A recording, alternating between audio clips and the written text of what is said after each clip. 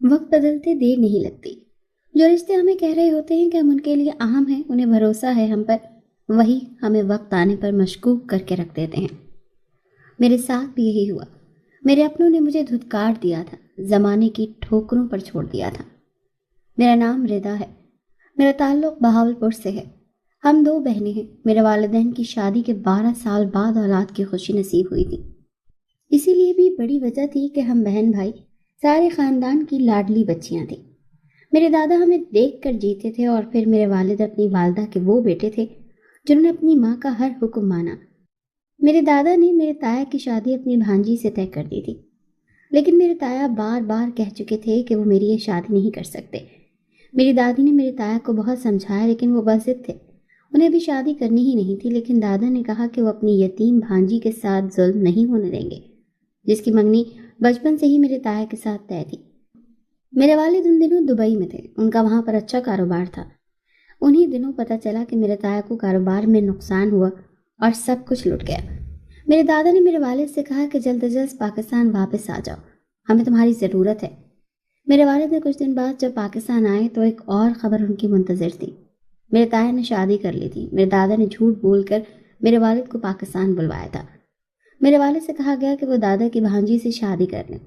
میرے والد مجبور تھے، باپ کے حکم عدولی کا کبھی سوچ بھی نہیں سکتے تھے، اور پھر شادی تو کرنی ہی تھی، کسی سے بھی کر دیتے کیا فرق پڑتا۔ یہی سوچ کر میرے والد نے اپنے والد کی بات مان لی، اور میرے دادا کی بھانجی یعنی میری والدہ دلہن بن کر اس گھر میں آ گئی۔ میری والدہ ایک پڑھی لکھی اور سلجھے اخلاق کی خاتون تھی۔ میری والدہ نے آتے ہی گھر کی ذمہ داریاں سنبھال لی۔ یہی بات میری چاچی کو پسند نہیں تھی۔ انہیں لگتا تھا کہ میری والدہ انہیں یہ ثابت کروانا چاہتی ہیں کہ گھر ان کا ہے، کیونکہ وہ خاندان سے ہیں، اور میرا اس گھر پر کوئی حق نہیں کیونکہ میں خاندان سے باہر سے ہوں۔ اسی لیے مجھے پوچھ کر کوئی کام نہیں کیا جاتا۔ اب میری چاچی میرے چاچا سے بھی یہی کہتی تھی کہ انہیں کچھ سمجھا نہیں جاتا، سب کچھ بڑے بھائی اور بھابھی کا ہے، ہم تو دودھ سے بال کی طرح باہر نکال دیے گئے ہیں۔ میرے چاچا ایک کان سے سنتے اور دوسرے سے نکال دیتے۔ وہ کہتے یہ عورتوں کی سیاست ہے، مجھے اس سے دور ہی رکھو۔ میری چاچی نے میرے چاچا سے بھی لڑنا شروع کر دیا کہ تمہاری بھابھی تو تمہارے بڑے بھائی کی منگیتر بھی رہی تھی بہت سالوں سے، اور تم نے بہت کوشش بھی کی ان کی شادی ہو جائے، لیکن وہ تمہارے اس بھائی کی نہیں تو اس والے بھائی کی بیوی بن کر آ گئی۔ تم تو شروع سے ہی اس کے فین تھے، اسی وجہ سے تمہیں اب اس سے ہمدردی ہے۔ تمہیں لگتا ہے کہ سارا قصور میرا ہوتا ہے، تم تو اب پچھتا رہے ہو۔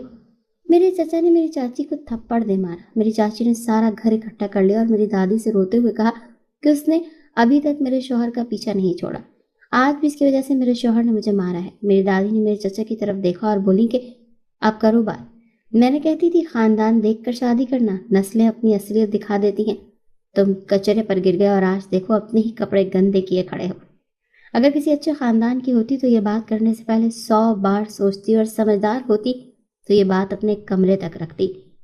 سمجھدار بیویاں اپنے شوہروں کو سارے خاندان کے سامنے کٹہرے میں کھڑا نہیں کرتی۔ میرے چچا نے شرم سے سر جھکا لیا، لیکن میری چاچی نے اس دن سے نفرت دل میں بٹھا لی۔ انہیں یہ تانا ایسا لگا کہ وہ بھول نہیں سکی۔ اس کے بعد وہ چچا سے کبھی نہیں لڑی، لیکن دادی اور باقی گھر والوں سے دور ہی رہتی۔ ایسے ہی وقت گزرتا گیا۔ میرے تایا نے شادی کر لی، ان کے گھر اولاد ہو گئی تھی۔ ان کے 2 بیٹے تھے اور ایک بیٹی۔ میرے والد کی شادی کو 10 سال ہو گئے تھے اور ابھی تک اولاد نہیں تھی۔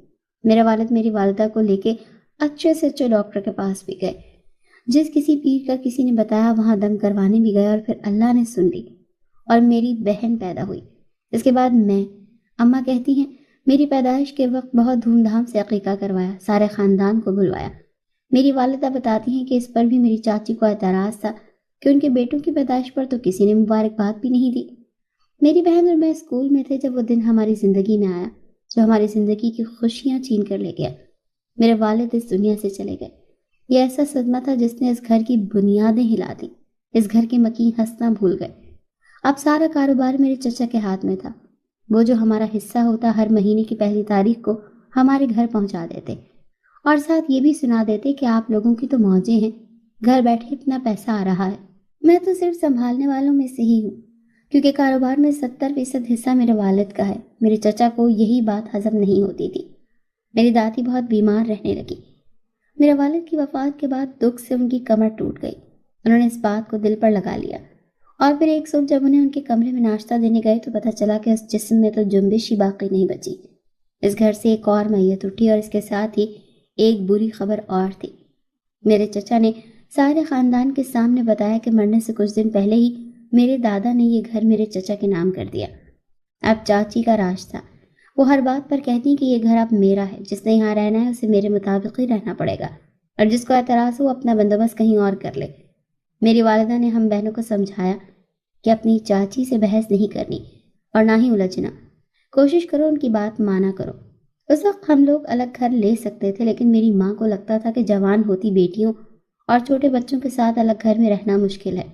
حالات اور روز خبروں میں ہونے والی ڈکیتیوں سے میری ماں بہت ڈرتی تھی کہ پتہ نہیں کسی اور محلے کے لوگ کیسے ہیں، یہاں اپنے تو ہیں اور اپنے مارے بھی تو دھوپ میں نہیں پھینکتے، لیکن میں سوچتی تھی کہ مرنے والے کو کیا پتا اسے کسی نے دھوپ میں رکھا ہو یا چھاؤں میں۔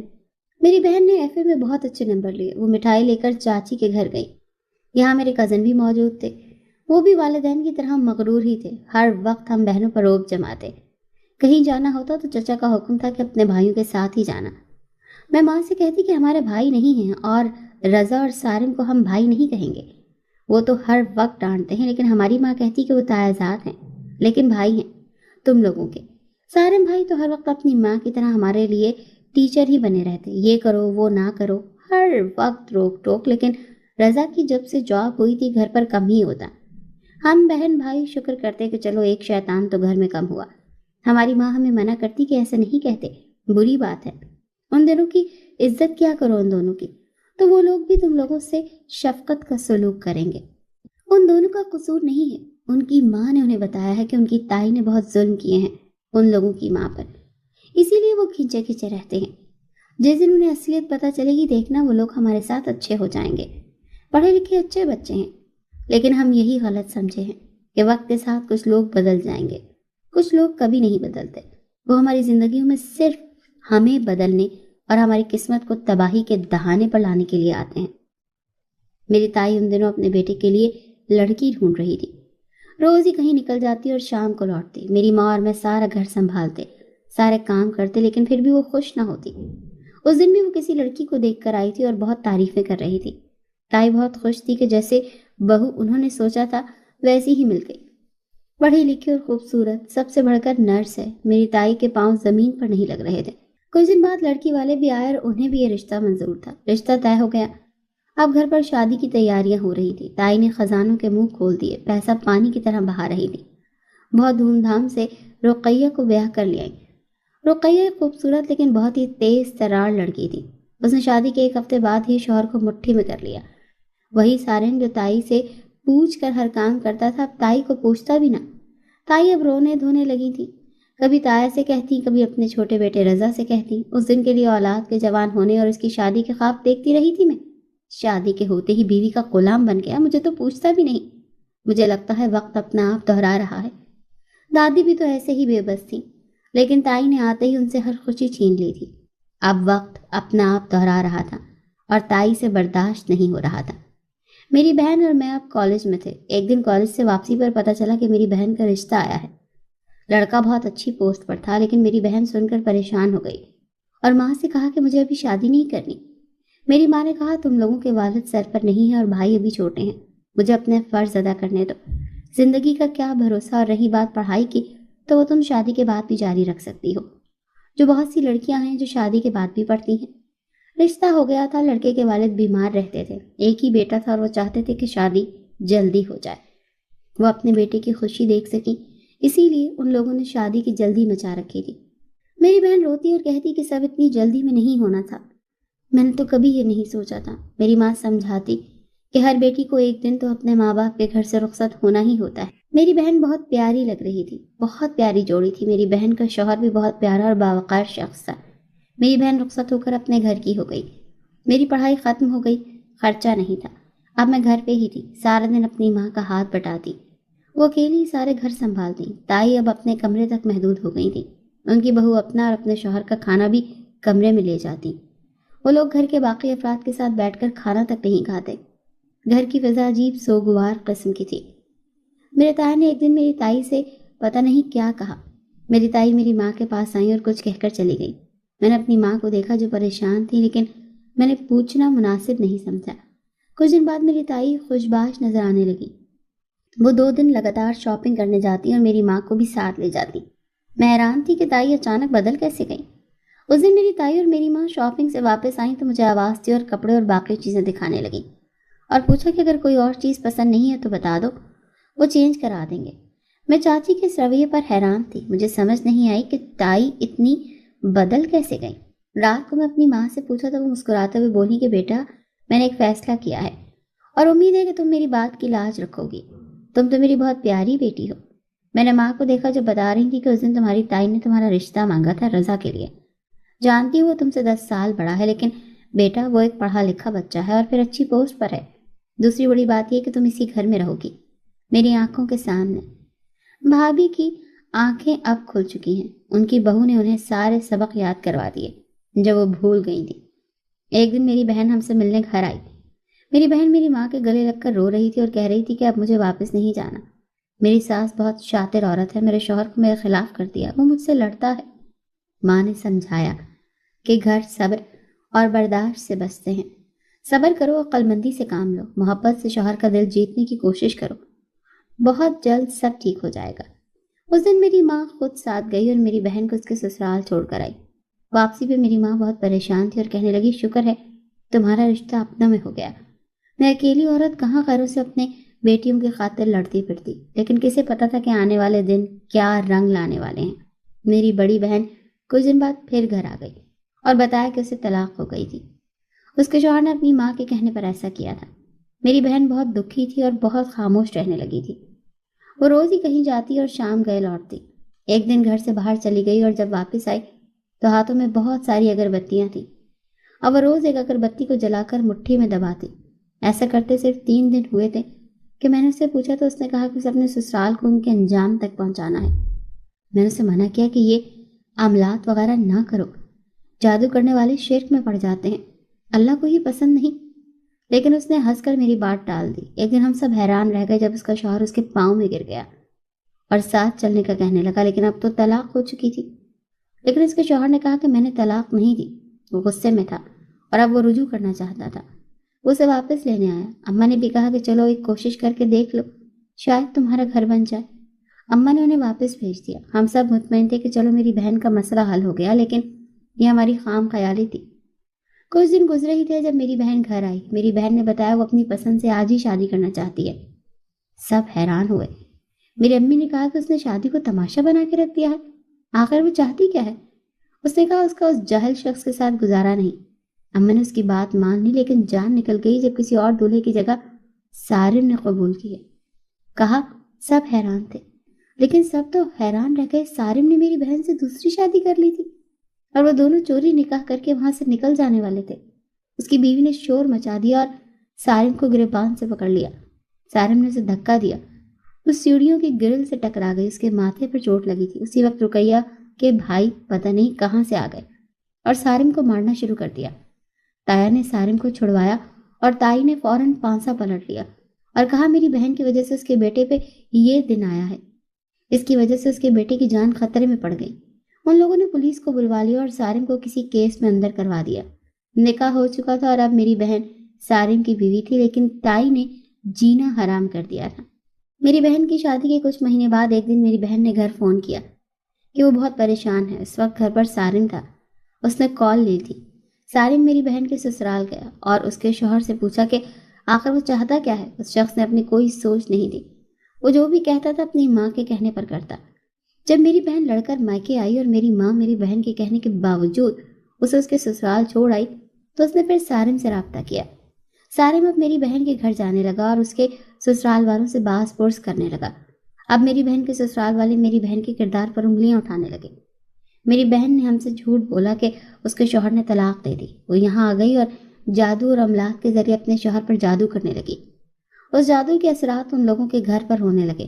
وہ لوگ خوف زدہ ہو گئے اور پھر میری بہن کو لینے آ گئے، لیکن میری بہن کا مقصد یہ نہیں تھا۔ میری بہن چاہتی تھی کہ اس کا شوہر اسے طلاق دے تاکہ وہ سارم سے شادی کرے۔ میری بہن اب سارم کو پسند کرنے لگی تھی اور سارم بھی میری بہن کے ساتھ نبھانے کے وعدے کر چکا تھا، اور اب اچانک یہ سب کچھ ہو گیا۔ تایا اور تائی تو بظاہر خاموش تھے، لیکن رقیہ اور اس کے بھائی نے بہت ہنگامہ کیا۔ وہ اپنے مائکے چلی گئی، سارم کو جیل میں کروا دیا اور اب ضمانت نہیں ہونے دے رہے تھے، اور میں کہ جا کے سارم کو خلا کا نوٹس بھیج دیا۔ سارم بہت برا پھنس گیا تھا۔ میری بہن سے محبت ہی یا ہمدردی اسے بھی بہت مہنگی پڑ رہی تھی۔ اگر طلاق دیتا تو ساتھ 4 لاکھ حق مہر کی رقم بھی ادا کرنا پڑتی۔ میری بہن سے ماں نے پوچھا کہ تم سارم ہی ملا تھا تمہیں؟ اس کا گھر بھی برباد کر دیا اور سارے خاندان میں اپنی باتیں بھی بنوائی اور ہماری عزت بھی 2 کوڑے کی کر کے رکھتی۔ وقت ایسے ہی گزر رہا تھا جب ایک دن رقیہ خود ہی واپس آ گئی۔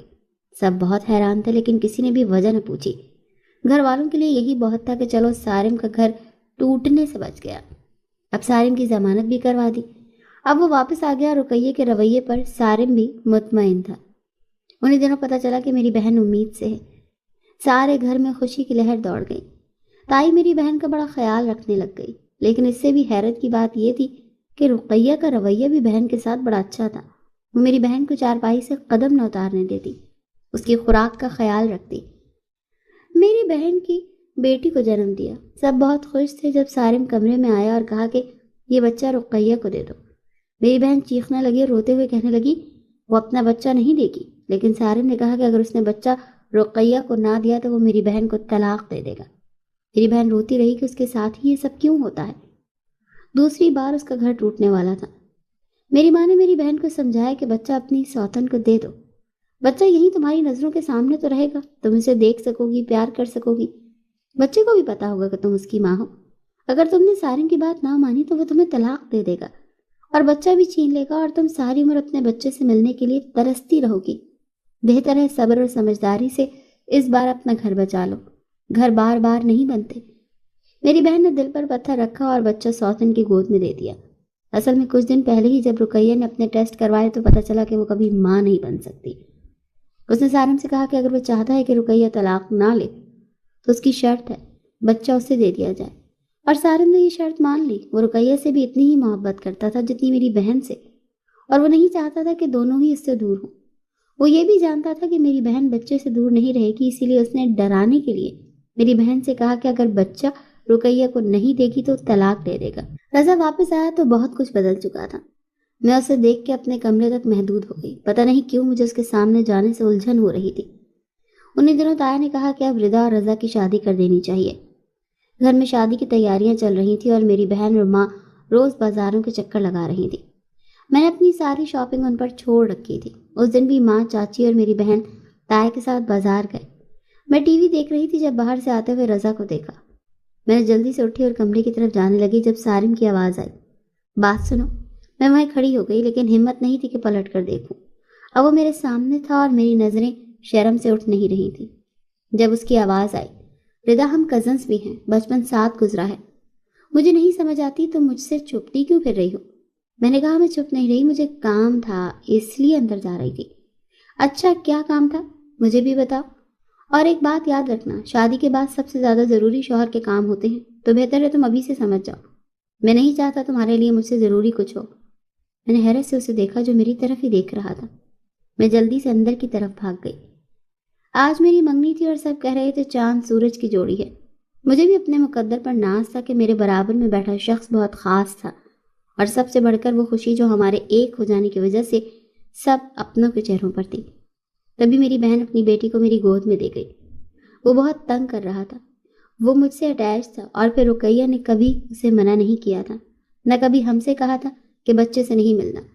بچے نے کچھ دیر بعد ہی رونا سٹارٹ کر دیا۔ رضا نے مجھے دیکھا، میں اسے چپ کروانے کے چکر میں ہلکان ہو رہی تھی جب اس نے آگے بڑھ کر اسے مجھ سے لے لیا اور بولا کہ کام تھوڑا مشکل ہے لیکن چلو تجربہ ہی صحیح۔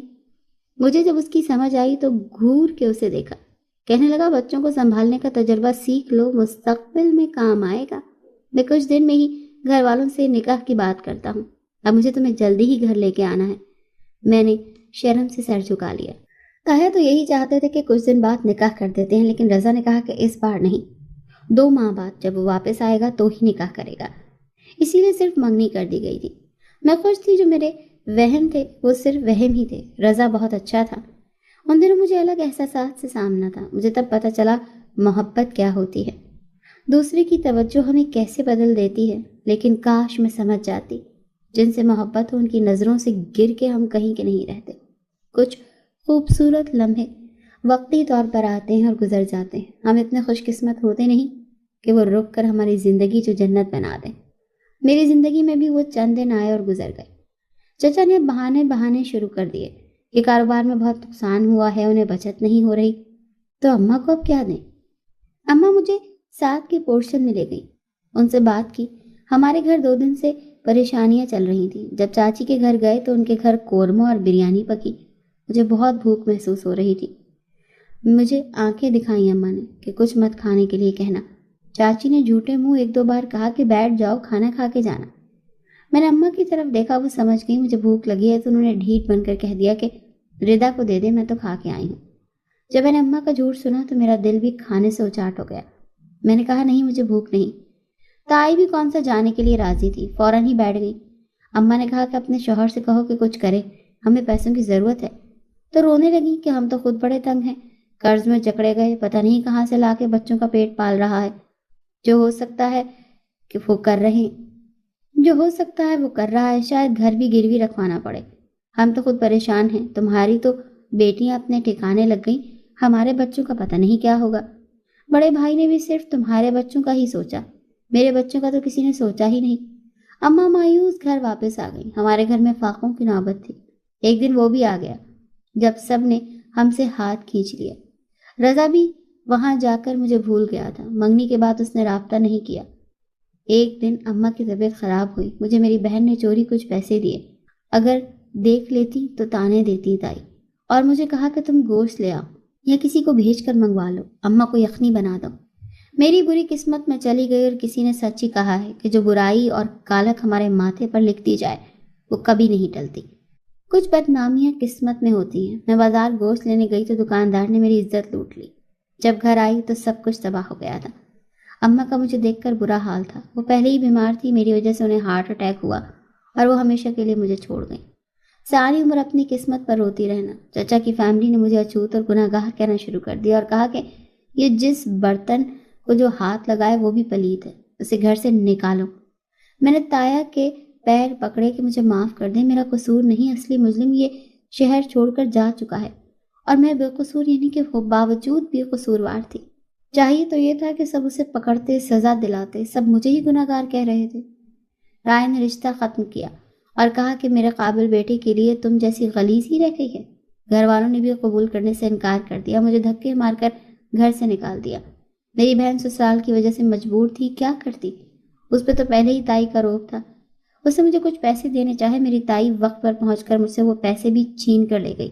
میری بہن نے کہا یہ کہاں جائے گی، تو کہنے لگی ایسی لڑکیوں کا ٹھکانہ کوٹھا ہوتا ہے، کہیں کسی طوائف سے میل ملاقات کرے اور اچھی کمائی کرے، یہاں شریفوں میں اس کا کوئی کام نہیں۔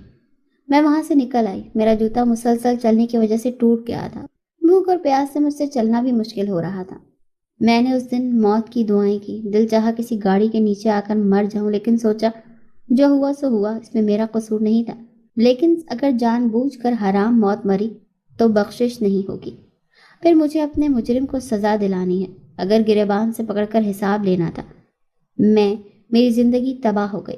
میں ٹھوکریں کھاتی ایک بنگلے کے پاس پہنچی تو چوکیدار سے کہا کہ میں 2 دن سے بھوکی ہوں، مجھے کھانا دے دے۔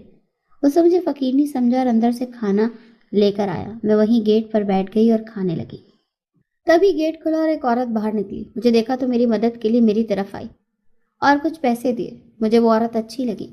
میں نے اسے کہا فقیرنی نہیں ہوں، آپ مجھے کام پر رکھ لیں۔ اس نے کہا میں اس بنگلے کی مالکن ہوں، تم آؤ میرے ساتھ۔ میں نے شکر کیا کہ سر چھپانے کو آسرا ملا تھا، نہیں تو میں کہاں جاتی۔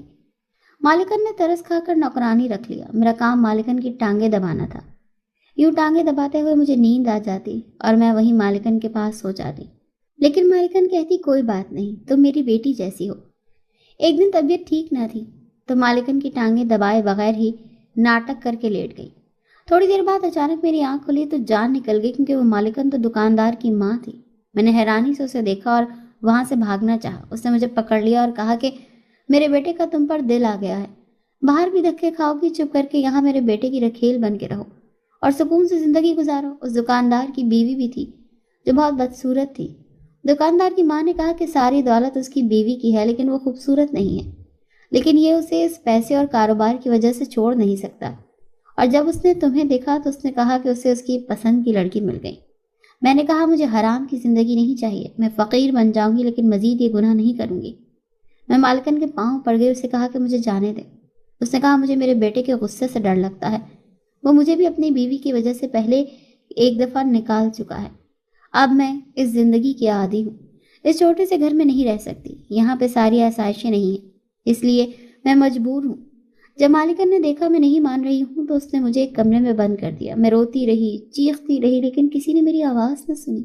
یہ کمرہ بنگلے کی پچھلی طرف تھا، یہاں بہت کم ہی کوئی آتا جاتا تھا۔ میں دعا مانگتی کہ کوئی اس طرف آ جائے اور مجھے جانے دے۔ تبھی ایک رات مجھے ایسا لگا جیسے کسی نے دروازہ کھولا ہو۔ میں نے کچھ دیر بعد دیکھا تو دروازہ کھلا تھا، لیکن پتہ نہیں کس نے کھولا تھا۔ میں نے فوراً وہاں سے نکل جانا چاہا اور بڑی مشکل سے وہاں سے نکل کر سڑک پر پہنچی۔ میرا دماغ گھوم رہا تھا، میری حالت اتنی بری تھی کہ راہ چلتے لوگ مجھے دیکھ رہے تھے۔ ننگے سر ننگے پاؤں میں فٹ پاتھ پر چل رہی تھی۔ جن کے ماں باپ مر جائیں، کوئی اپنا نہ ہو اور قسمت اتنا برا سلوک کر دے، اسے گناہ لگے اپنا آپ، تو وہاں میرے جیسی حالت ہی ہوتی ہے۔ میں خود سے نفرت کرنے لگی تھی۔ تبھی چلتے چلتے مجھے چکر آ گیا اور میں وہیں بے ہوش ہو گئی۔ پتہ نہیں کس نے مجھے اسپتال پہنچایا۔ جب آنکھ کھلی تو خود کو اسپتال کے بستر پر پایا۔ تکلیف سے آنکھیں بند کر لی۔ سوچا تو یہی تھا کہ کاش آنکھ ہی نہ کھلتی، لیکن میں زندہ تھی۔ تب جو میں نے دیکھا میں حیران رہ گئی۔ رضا میرے پاس کھڑا رو رہا تھا اور مجھ سے معافی مانگ رہا تھا۔ میں نے روتی آنکھوں سے اسے دیکھا، جس نے سننے میں جتنی دیر کر دی تھی جب میں برباد ہو گئی، اس کے قابل بھی نہیں تھی۔ میں اس کے ساتھ جانا نہیں چاہتی تھی، لیکن اس نے میری ایک نہ سنی اور مجھے گھر لے آیا اور کہا کہ یہ اسی گھر میں رہے گی۔ یہ گھر اس کا بھی اتنا ہی ہے جتنا میرا ہے۔ جس نے اسے نکالنا ہے وہ جان لے کے اس نے رضا سے کہا وہ اس گھر سے چلا جائے۔ اگر یہ گئی تو میں بھی چلا جاؤں گا۔ سب خاموش ہو گئے۔ کچھ دن بعد اس نے مجھ سے کہا کہ میرا قصور ہے، تم سے رشتہ تو جوڑ لیا لیکن تمہاری حفاظت نہیں کر سکا، مجھے معاف کر دو اور خود کو مجھے سونپ دو تاکہ میں کفارہ کر سکوں اپنی غلطی کا۔ اس نے میرے گناہ گار کو سزا دلوائی اور مجھ سے نکاح کر لیا۔ اس دن اسٹیج پر میں اس کے ساتھ بیٹھی بہت خوش تھی، اور وہ جو اب میری طرف دیکھ کر ہنس رہا تھا۔